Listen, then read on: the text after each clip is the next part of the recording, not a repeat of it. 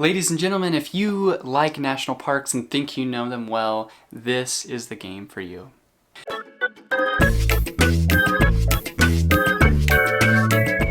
So this is Trekking the National Parks trivia game. There was another game, Trekking the National Parks, that came out, and it has done really, really well from what I know. And so this is kind of the next game that they came out with. They have some other games too that I'm going to talk about in separate videos, but I was really, really excited when I heard about this one.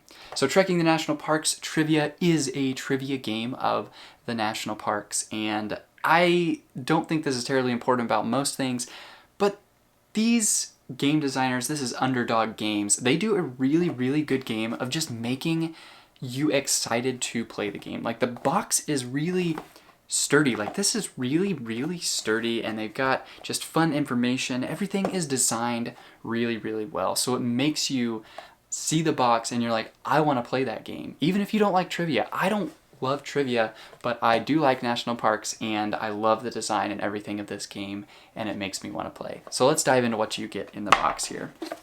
So you have a kind of a guide that lets you know most of the trivia are numbers, and so it's going to ask you about, what year, how many feet, what percentage of people, all sorts of different things like that. And so this gives you a guide of dates down at the bottom, distance in miles, area, elevation in feet, and then a list of all of the actual national parks, which is really handy. Anyone can reference this at any time, which is really helpful.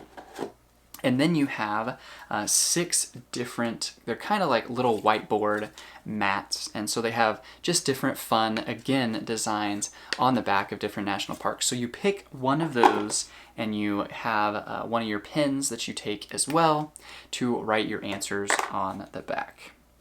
And so if you think it's 1, you could always write on the back of this, it's 1.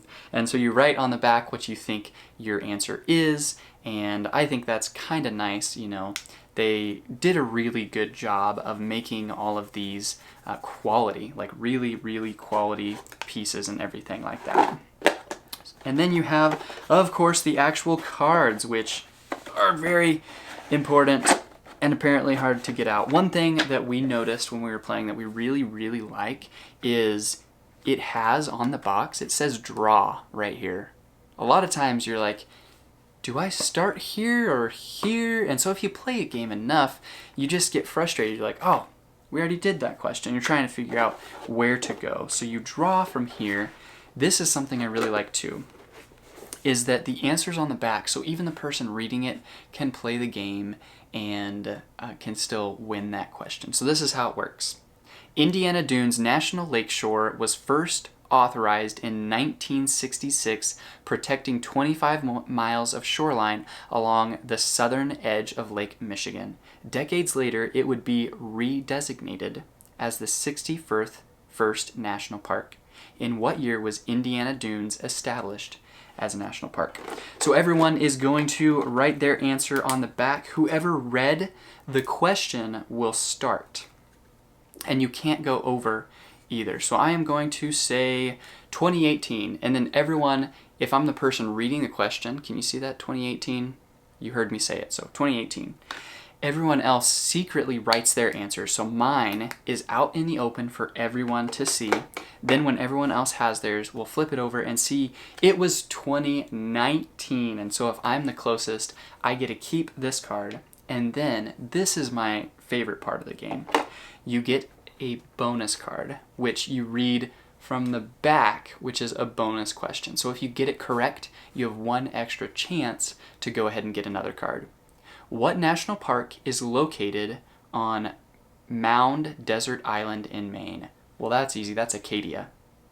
Acadia National Park. And so I would get 2 points for that round. And so that is how the game is played. You go until one person has 6 points or 6 cards, and that is when the game ends. We found it actually ended, it seemed like it was a little bit quick for our group, and it was kind of heavily weighed. My wife was crushing it, and so we said, why don't we play to 7 points? Or you can always shift and adjust depending on the group you're playing with. So overall, this was an absolute blast to play. I really, really, really enjoyed it. I don't generally go for trivia games, but because I like national parks and because of the design and everything of this game, I really, really enjoyed it. And so hopefully this gives you a taste of what this game is, what it does, and whether it may or may not be right for you. Thanks.